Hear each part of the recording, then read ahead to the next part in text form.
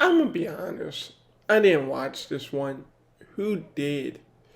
But okay. There's for a lot of people you would probably think, okay, we've been without Ben for all of this stretch. We've been without Tobi for a great deal of this stretch.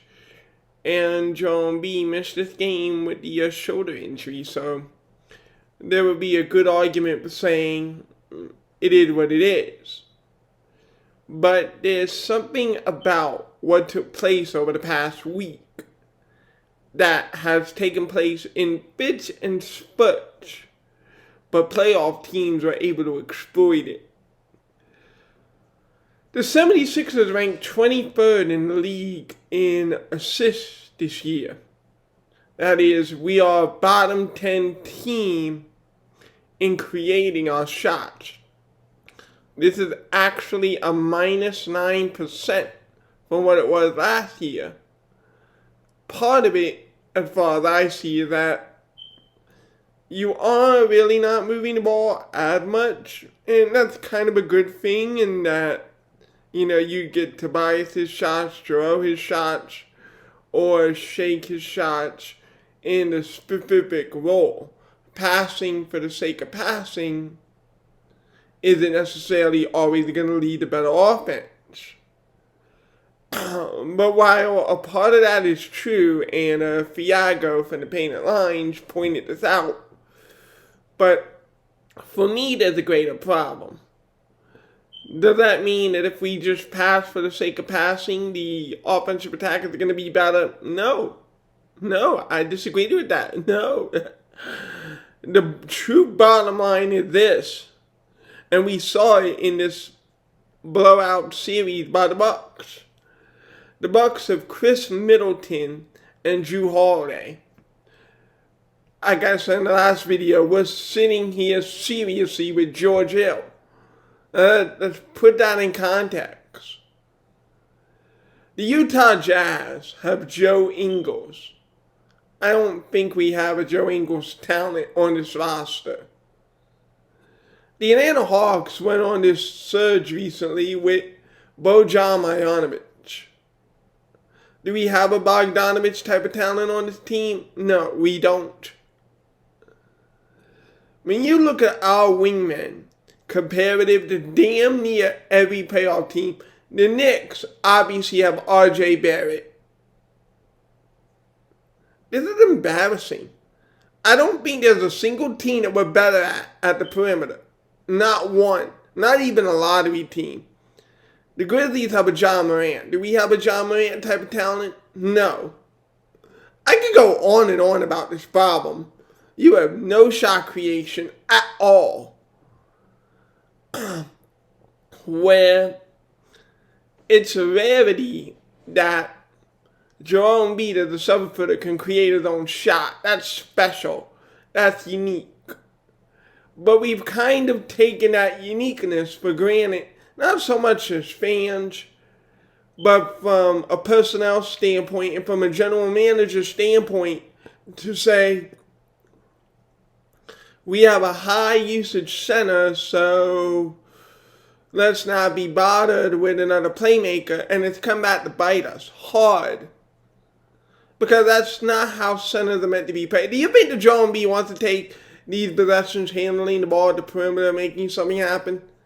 Do you think that Joel Embiid really wants to be handling the ball the way that he does? Do you think Joel Embiid wants the usage that his career has been up to this point in his career? Do you really honestly think that he wants to be the initiator of the offense 35% of the time? Do you really, honest to God, think that Joel Embiid wants to play that way? The answer is no. Nikola Jokic has far less of a usage rate himself. He's able to get these quick passes, but these passes wouldn't mean anything if you didn't have a Jamal Murray. You didn't have that guy they signed from overseas, Capiciano, or I don't mean to be disrespectful. I just sincerely don't know his name. 5'8" type of dude, I think from Italy or whatever, and he's balling out for the Nuggets. and they have a Michael Porter Jr. We're sitting here with Shake Milton. I think Tyrese Maxey can be a great player in about a year and a half. And that's actually the thing. The only positive to these two blowouts, and the only positive to Ben Simmons' illness, hope he gets better, the only positive to any of this is that we're right back to Tyrese Maxey getting 20-ish minutes a night, which is good for him and good for his development. This blowout series got me thinking about what we thought about before the season began. I called it a transition year. It was a gap year. No one expected anything, and for good reason, because this problem had not been solved. The only reason any expectations have changed is because Joel Embiid becomes MVP of the league. And in my mind, he still is, because we saw this series. We saw this supporting cast. Yeah, no, Ben, that affects your transition attack, affects your defense definitely. But other than that, we got to see 4 through 10. We saw everyone else. This supporting cast is absolutely pathetic. It's pathetic. And it showed you just how much they do rely on that screen and roll action to get these guys open shots. Because if that's not working for you, in fact, there was a great article, I might link it down in the description, by 538, the people who do all the stats and stuff like that, who basically point out for Tobias Harris, hey, we're getting Tobias Harris these downhill screens, and you got the role player shooters, and that helps out Tobias Harris. Great. But what if those ideal situations do not present themselves? Then what ends up happening is Tobias Harris isn't going to be as effective. The spot shooters are not going to be as effective. And then this is the other problem. Spot shooters. So let's look at this stat. Sorry, I didn't have the fork. Let's look at these stats for a moment. The 76ers are 26th in the league in 3-pointers. They're 27th in 3-pointers attempted. So what does this mean? It means that even though we have these spot shooters, and even though we're shooting 26 threes, see, last year we were solid in our 3-point percentage. Arguably, that certain guys should have shot more. A Court Mars, a Josh Richardson, maybe should have shot the ball more. Joel Embiid talked about that last year. Shoot the ball when you're open. This year, even if you shoot it, we went 2 for 17 in the first quarter. When the first half from 3. Not only are they not good shooters, but they can't create off dribble. So, yeah, they're spot shooters, but they're not good at spot shooting.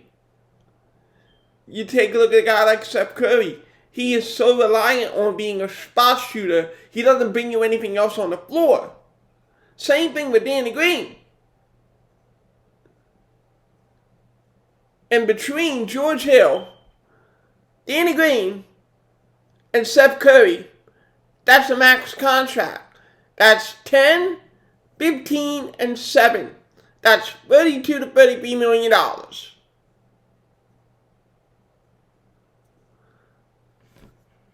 There is the reason the Sixers are not at a Nets level or Bucks level or a Laker level. You're spending $33 million somehow. Somehow you're spending $33 million. And that's why the Steph Curry contract, I didn't put it on YouTube, but I was on Discord and I'm like, what are you doing? Steph Curry is not good enough to be on the contract. I'm sorry. Spot shooters are of absolutely minimal value to me. Minimum. You want to know where you can get a spot shooter? in the second round. Seriously, there are going to be second round guys in this upcoming draft and in every other draft who are going to be in the league. We're going to be like, wow, they're a good shooter. You can get a good shooter in the second round. You can get a good shooter with a late first round draft pick. What are we doing paying $8 million? Come on. It's the same thing with Court Mars. If someone else overpays Court Mars, who cares? If he sign them, not mad. But they're spot shooters. Their value to a team is minimum. Yeah, sure, you would like to have people who could spot up in the corner. But because this game is predicated on dribble drive ability, you can have one spot shooter, you can have two spot shooters, maybe three. But if you have more than 3, 4, 5, they're just spot shooting. It doesn't really work. What happened with the Warriors is, and with Steph Curry's hot streak, people have been talking about it. It may not be too, actually the good comparison would be between the two Curry brothers. You saw it in that game with the Warriors. Steph Curry tried to play like his brother for a quarter, but then it ends up with bad shot creation and bad shot selection to the point where Doc Rivers talked about it after the game. We have a system here, and when the spot shooter tries to actually ball handle, it just ruins the whole thing. By comparison, Steph Curry can ball handle. Steph Curry can handle the ball, can create his own shot off the bounce. Same thing with Klay Thompson, although obviously to a much lesser extent. But even Klay Thompson could put the ball on the floor.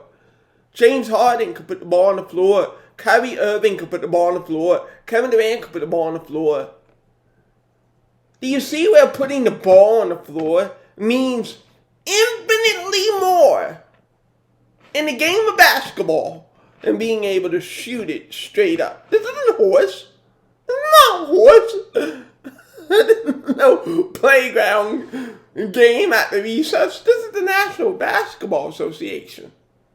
It isn't just a make or miss league. It is a create or be created league. Either you create shots or someone has to create shots for you. And the elephant in the room with regards to that is a certain $30 million player who the only shot he can create is for our horse players. In the corner, yippee. But can it create shots for a big man? Can you create shots for Tobias? No, not really. And so this is the big limiting factor of the offense. Your main primary playmaker, he is the only source of creation, is something that you already have, and quite frankly doesn't make a difference. The team needs a guard on the bounce.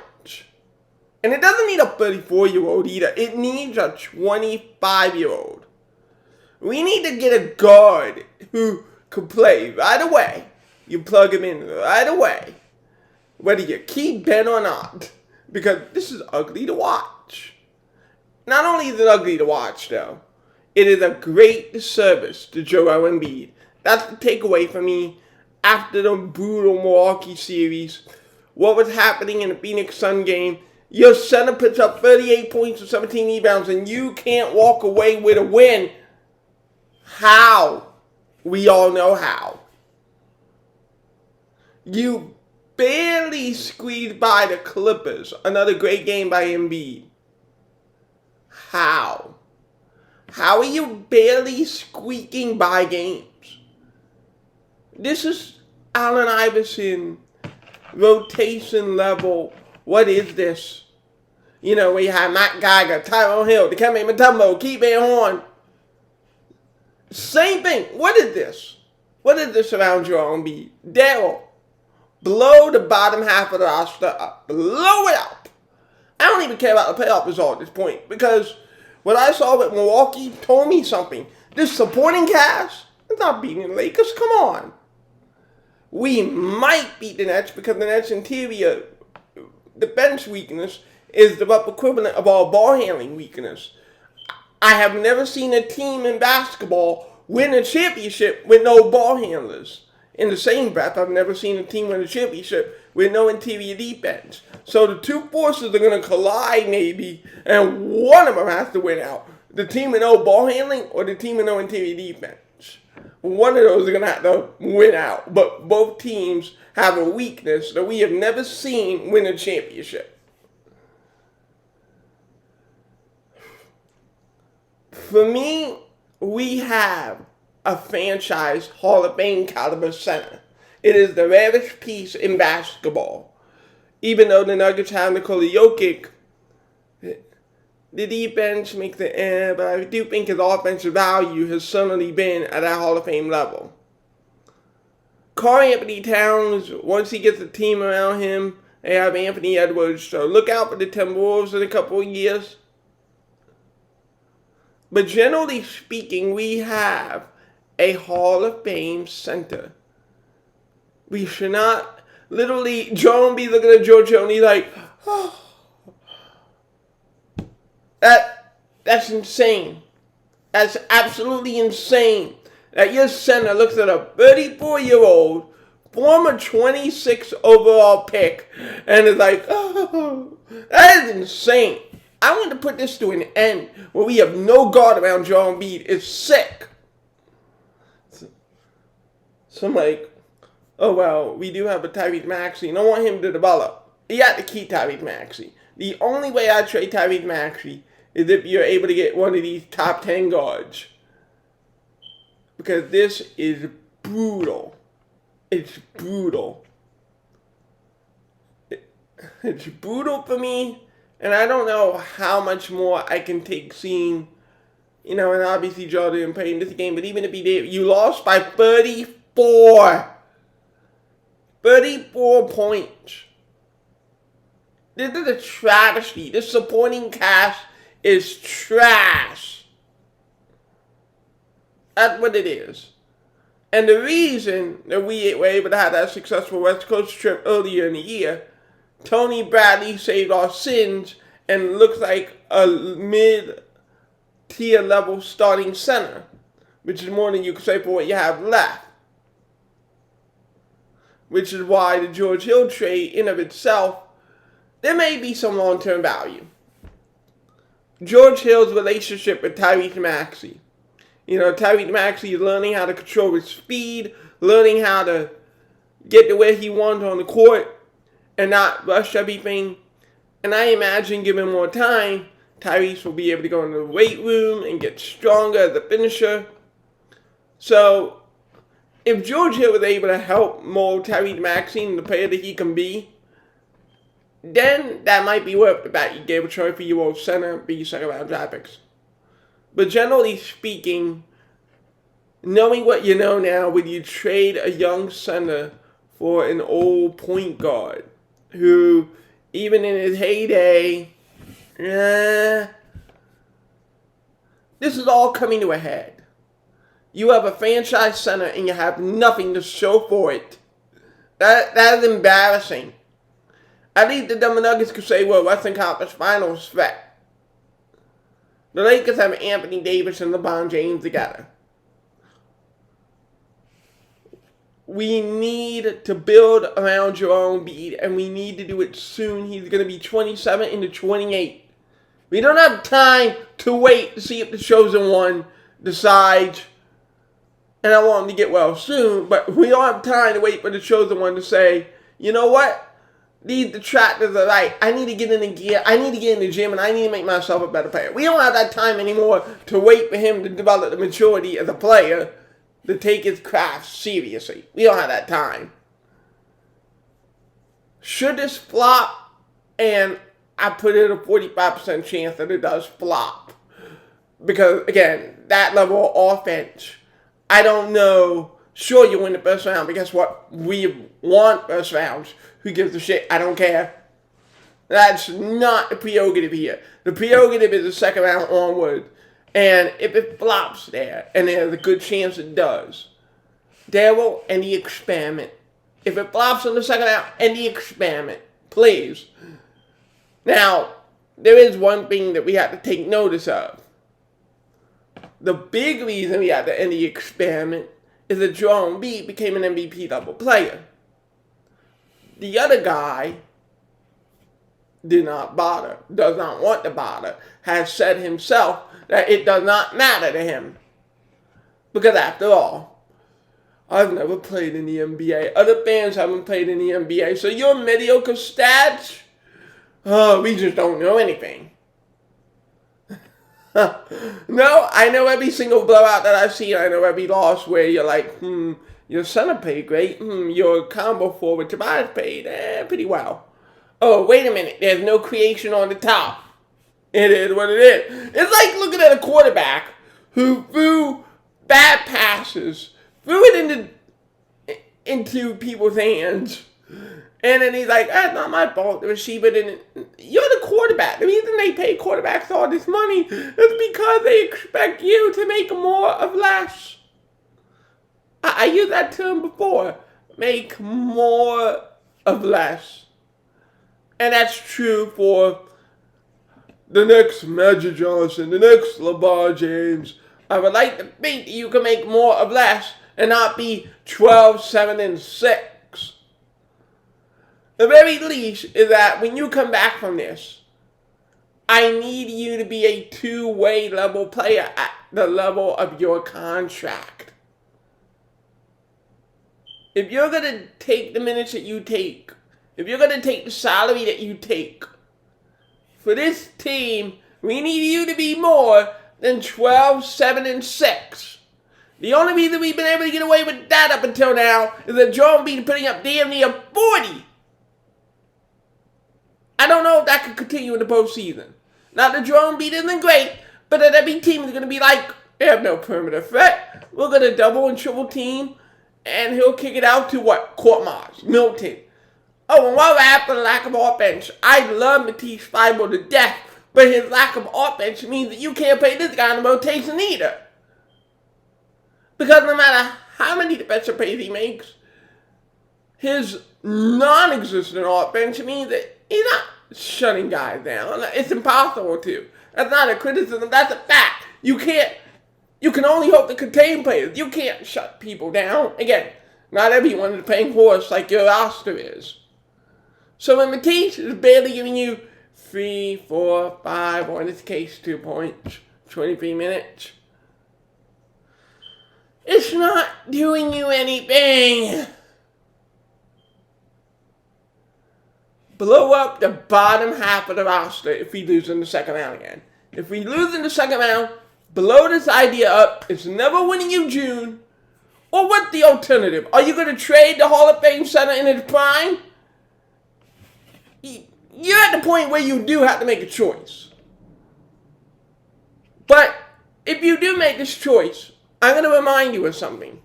You saw the post-Joel era today. You saw spot shooters and its maximum value. There is no such thing as built around Ben Simmons. That is a fiction. If you were a player that you could build around, you wouldn't be in the position you are, 23rd ranked in offense. You wouldn't be in this position right now if you were remotely close to a player that you could build around. You're in this position in large part because you can't build around the guy.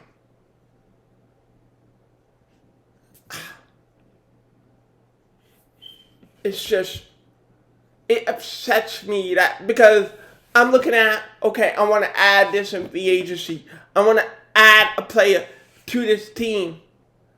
And then he's making $30 million. What can I do? You know, he's making $30 million.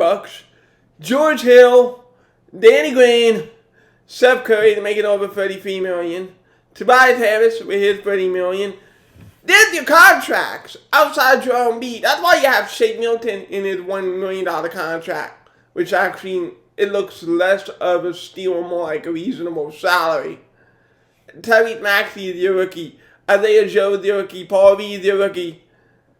Mike Scott on $5 million. It's hideous. That's why they hired the salary cap guy. But this offseason, it's going to be really important. It's going to be really important for the future of this franchise.